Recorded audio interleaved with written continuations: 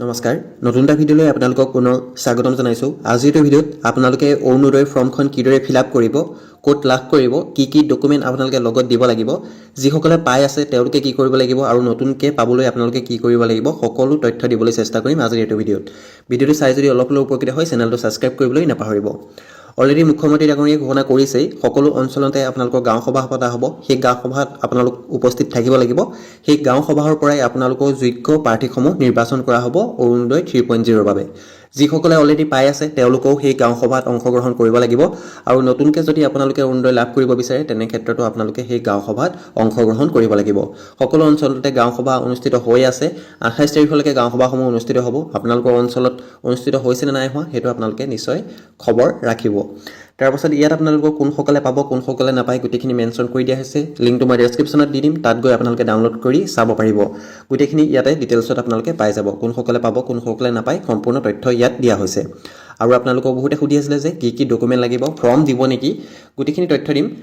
আপোনালোকে প্ৰথম যদি আপোনাৰ অঞ্চলত গাঁও সভা অলৰেডি হৈ গৈছে, বহুত জেগাত আপোনালোকৰ নতুনকৈ ফৰ্ম দিয়া নাই কিন্তু আপোনালোকৰ ডকুমেণ্টখিনি জমা লৈছে, ঠিক আছে। ডকুমেণ্টৰ ভিতৰত আপোনালোকৰ মেইন লাগিব ৰেচন কাৰ্ডখন আপোনালোকৰ ইম্পৰ্টেণ্ট, ৰেচন কাৰ্ড আপোনালোকৰ থাকিবই লাগিব। তাৰপাছত কিছুমান জেগাত আপোনালোকৰ এনেকুৱা ধৰণৰ ফৰ্ম বিতৰণ কৰা হৈছে, এই ফৰ্মসমূহ আপোনালোকক ফিল আপ কৰি জমা দিবলৈ কোৱা হৈছে। ইয়াত আপোনালোকে ফৰ্মসমূহ দেখিছে, মই দেখুৱাই দিছোঁ ফৰ্ম এখন। ইয়াত দেখিছে আপোনালোকে এপ্লিকেশ্যন ফৰ্ম অৰুণোদয় 3.0। ইয়াত আপোনালোকৰ এটা চিৰিয়েল নাম্বাৰ দিয়া থাকিব, সকলোৰে চিৰিয়েল নাম্বাৰটো বেলেগ হ'ব। আপোনালোকে ফৰ্ম এখন লাভ কৰি জেৰক্স কৰি পেলাই ফিল আপ কৰোঁ তেনেকৈ বুলি ভাবিলে নহ'ব, সকলোকে এখন বেলেগ ফৰ্ম প্ৰদান কৰা হ'ব, ঠিক আছে। যদি চিৰিয়েল নাম্বাৰ নাই তেনে ক্ষেত্ৰত আপোনালোকৰ সেইখন ফৰ্ম ইনভেলিড হ'ব। ইয়াত দেখিছে আপোনালোকে finance department application form Orunodoi 3.0। ইয়াত আপোনালোকৰ সেই সম্পূৰ্ণ ফৰ্মখন আপোনালোকে ফিল আপ কৰি ইয়াৰ লগত আপোনালোকে ডকুমেণ্টখিনি এটেচ কৰি দিব লাগিব। প্ৰথমতে আপোনালোকক সোধা হৈছে you are an existing beneficiary under Orunodoi scheme. যদি আপোনালোক অলৰেডি অৰুণোদয় পাই আছে তেনে ক্ষেত্ৰত আপোনালোকে ইয়েছ কৰিব। যদি নাই পোৱা প্ৰথম এপইণ্টমেণ্ট কৰিছে তেনে ক্ষেত্ৰত আপোনালোকে ন' অপশ্যনটোত ৰাইট চিন দিব, ঠিক আছে। যিসকলে পাই আছে তেওঁলোকেও এই ফৰ্মখন ফিল আপ কৰিব লাগিব। সকলোৱে ফিল আপ কৰাটো বাধ্যতামূলক। যিসকলে অলৰেডি অৰুণোদয় পাই আছে তেওঁলোকেও যদি এই কামখিনি নকৰে তেনে ক্ষেত্ৰত আপোনালোকৰ অৰুণোদয়ৰ পইচাটো নেক্সট মাহৰ পৰা নোসোমাবও পাৰে, ঠিক আছে। ইয়াত আপোনালোকে এইখিনি পালে তাৰপাছত দিব লাগিব আপোনালোকৰ ৰেচন কাৰ্ডৰ নাম্বাৰ, ঠিক আছে। প্ৰথমতে আপোনালোকে এইটো ফিল আপ কৰি ইয়েছ ন'টো আপোনালোকে টিক মাৰ্ক দিব লাগিব। যদি পাই আছে তেনে ক্ষেত্ৰত ইয়েছ, যদি নতুনকৈ আবেদন কৰিছে তেনে ক্ষেত্ৰত ন' অপশ্যনটোত ৰাইট চিন দিব। তাৰপাছত দিব লাগিব ৰেচন কাৰ্ডখন হয়তো বহুতে লাভ কৰিছে, যিসকলে পোৱা নাছিলে নতুন ৰেচন কাৰ্ডটো অলৰেডি বিতৰণ কৰিছে। আৰু যিসকলৰ ৰেচন কাৰ্ড আছে তেওঁলোকে ইয়াত ৰেচন কাৰ্ডৰ নাম্বাৰটো ফিল আপ কৰিব লাগিব, ঠিক আছে। ৰেচন কাৰ্ডৰ যিটো নাম্বাৰ আছে সেই ৰেচন কাৰ্ডৰ নাম্বাৰটো ইয়াত ফিল আপ কৰিব লাগিব। এখন ৰেচন কাৰ্ডৰ এগেইনষ্টত কেৱল এগৰাকী মহিলাহে পাব আৰু ৰেচন কাৰ্ডৰ লগত আধাৰ কাৰ্ড লিংক থাকিব লাগিব, সেইখিনিও মই কৈ দিছোঁ। তাৰপাছত আহিব ডিষ্ট্ৰিক্ট, আপোনালোকে ইয়াত ডিষ্ট্ৰিক্টখন আপোনালোকৰ ফিল আপ কৰিব। তাৰপৰা LAC অৰ্থাৎ আপোনাৰ যিটো সমষ্টি লোকসভা যিটো সমষ্টি হয় সেই সমষ্টিটো আপোনালোকে ইয়াত ফিল আপ কৰিব লাগিব। যিহেতু সমষ্টিসমূহ সালসলনি কৰা হৈছে, যিটো আপোনালোকৰ নতুন সমষ্টি সেইটোহে আপোনালোকে ইয়াত ফিল আপ কৰিব। তাৰপাছত আপোনালোকৰ ৰিচেণ্ট পাছপোৰ্ট চাইজ ফটো আপোনালোকে ইয়াত পেষ্ট কৰিব লাগিব।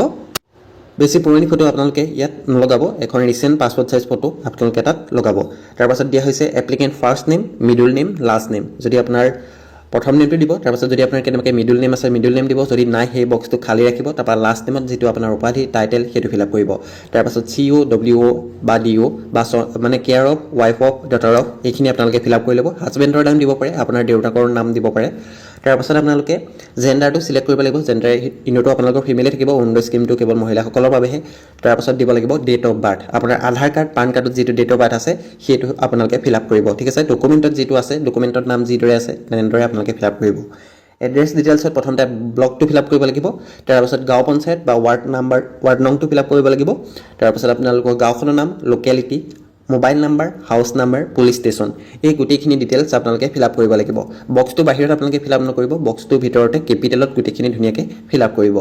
তাৰপাছত দিয়া হৈছে প্ৰায়ৰিটি হাউচ হোল্ড, আপোনালোকে দেখিছে আপোনালোকে ইয়াত আপোনালোকৰ গোটেইখিনি দিয়া হৈছে যে আপোনালোক কোনটো কেটেগৰীত পৰিব। মহিলাসমূহত যিহেতু ভাগ কৰি দিয়া হৈছে, আপোনালোকৰ বিধৱা মহিলা বা যিসকল বিশেষভাৱে সক্ষম মহিলা আছে বা আপোনালোকৰ যদি ডিভোৰ্স হৈ যায় ডিভোৰ্সৰ ক্ষেত্ৰত আপোনালোকৰ কোনটোত আপোনালোক এলিজিবল হয় সেইটোত আপোনালোকে ইয়াত টিক মাৰ্ক দিব লাগিব যদি আপোনালোকৰ পৰিয়ালৰ ইনকম 2 লাখতকৈ তলত হয় তেনেহ'লে সেইটো অপশ্যনো দিয়া হৈছে তাৰ মানে আপোনালোকক ইনকম চাৰ্টিফিকেটখন লাগিব ঠিক আছে মই এতিয়াই কৈছোঁ ইনকম চাৰ্টিফিকেট আপোনালোক সকলোকে প্ৰয়োজন হ'ব যিসকলে অৰুণোদয় পাই আছে আৰু যিসকলে নতুনকৈ আবেদন কৰিম বুলি ভাবিছে অতি সোনকালে আপোনালোকে ইনকম চাৰ্টিফিকেটখন আবেদন কৰি ৰাখক যিহেতু ইনকমখন হওঁতে 10-15 দিন সময় লাগি যায় সেইবাবে আপোনালোকে এতিয়াই আবেদন কৰি ৰাখিব ইয়াত গোটেইখিনি অপশ্যন দিয়া হৈছে আপোনালোকে এবাৰ চাই ল'ব পাৰে যদি বিধৱা হয় বিধৱাটো চিলেক্ট কৰিব যদি ডিভোৰ্স ওমেন হয় ডিভোৰ্স ওমেন বা আপোনাৰ বয়স যদি 48 প্লাছ হৈছে তেনেহ'লে সেইটো তাৰপাছত আপোনালোক যদি বিশেষভাৱে সক্ষম মহিলা হয় তেনেহ'লে সেই অপশ্যনটো আপোনালোকে টিক মাৰ্ক দিব যিমানকেইটাত আপোনালোক এলিজিবল হয় সেই গোটেইকেইটাতে আপোনালোকে টিক মাৰ্কটো দি দিব তাৰপাছত বেংক একাউণ্ট ডিটেইলছটো আপোনালোকে ফিল আপ কৰিব লাগিব অফ দ্য এপ্লিকেণ্ট আপোনাৰ নিজৰটো দিব যোনজন এপ্লিকেণ্ট যোনে আবেদন কৰিম বুলি ভাবিছে অৰুণোদয়ৰ বাবে তেওঁ নিজৰ বেংক একাউণ্ট দিব পৰিয়ালৰ দিলে নহ'ব নিজৰ বেংক একাউণ্ট থাকিব লাগিব আৰু বেংক একাউণ্টৰ লগত আধাৰ লিংক থাকিব লাগিব যদি নাই তেনেহ'লে ব্ৰাঞ্চত গৈ পেলাই আপোনালোকে সোনকালে আধাৰ লিংকটো কৰাই ল'ব ইয়াত bank account number bank name IFSC code আৰু বেংক হোল্ডাৰ নেম এইখিনি আপোনালোকে ডিটেইলছ ফিল আপ কৰিব লাগিব তাৰপৰা আপোনালোকে এটা সেল্ফ ডিক্লেৰেশ্যন দিব লাগিব তাত আপোনালোকৰ আধাৰ কাৰ্ডৰ নাম্বাৰ তাৰপাছত আপোনালোকৰ এপিক নাম্বাৰটো বিচাৰ হৈছে এপিক নাম্বাৰ হৈছে ভোটাৰ কাৰ্ডৰ যিটো নাম্বাৰ আছে ভোটাৰ কাৰ্ডৰ ফ্ৰণ্ট পেজত যিটো নাম্বাৰ থাকে সেইটোকে এপিক নাম্বাৰ বুলি কোৱা হয় সেইটো আপোনালোকে ইয়াত ফিল আপ কৰিব লাগিব সেল্ফ ডিক্লেৰেশ্যন দেখিছে আপোনালোকে সাইন্ড এইটো আপোনালোকে ইয়েছ কৰি পেলাই আপোনালোকে সেল্ফ ডিক্লেৰেশ্যনটো ইয়েছ কৰি ইয়াত আপোনালোকে নিজৰ সিগনেচাৰ কৰিব লাগিব যদি আপোনালোক সিগনেচাৰ কৰিব পৰা নাই তেনেহ'লে আপোনালোকে বুঢ়াঙুলিৰ থাম আপোনালোকে ইমপ্ৰেছন থাম ইমপ্ৰেছনো আপোনালোকে দিব পাৰে তাৰপাছত এখন সেল্ফ ডিক্লেৰেশ্যন ফৰ্ম আপোনালোকে ফিল আপ কৰিব লাগিব তাত প্ৰথমতে আপোনাৰ নাম তাৰপাছত আপোনাৰ কেয়াৰ অফ অৰ্থাৎ আপোনালোকৰ হাজবেণ্ড নাম বা আপোনালোকৰ ফাদাৰ নেম ফিল আপ কৰিব লাগিব বয়সটো আপোনাৰ কিমান হৈছে তাৰপাছত আপোনাৰ সম্পূৰ্ণ এড্ৰেছটো আপোনালোকে শুদ্ধকৈ ফিল আপ কৰিব তাৰপৰা ৰেচন কাৰ্ডৰ যিটো নাম্বাৰ আছে ৰেচন কাৰ্ডৰ নাম্বাৰটো পুনৰ ফিল আপ কৰিব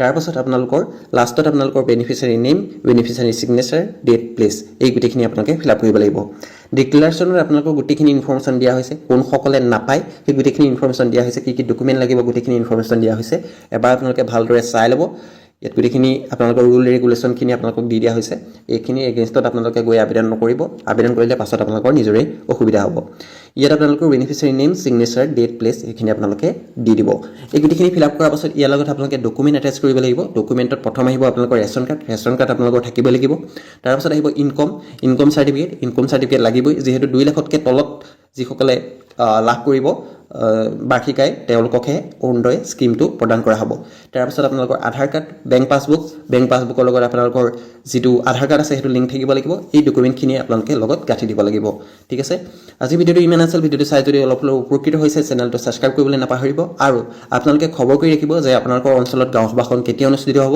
গাঁও সভাত আপোনালোকে যোগদান কৰিবই লাগিব তেতিয়াহে আপোনালোকক অৰুণোদয়টো আপোনালোকে লাভ কৰিব আৰু সেই গাঁও সভাতে আপোনালোকক গোটেইখিনি তথ্য বুজাই দিয়া হ'ব আপোনালোকে কিদৰে আবেদন কৰিব লাগিব কোনসকলে পাব কোনসকলে নাপায় কি ডকুমেণ্ট লাগিব গোটেইখিনি আপোনালোকক গাঁও সভাতে বুজাই দিয়া হ'ব ধন্যবাদ আজিৰ ভিডিঅ'টো ইমানেই আছিল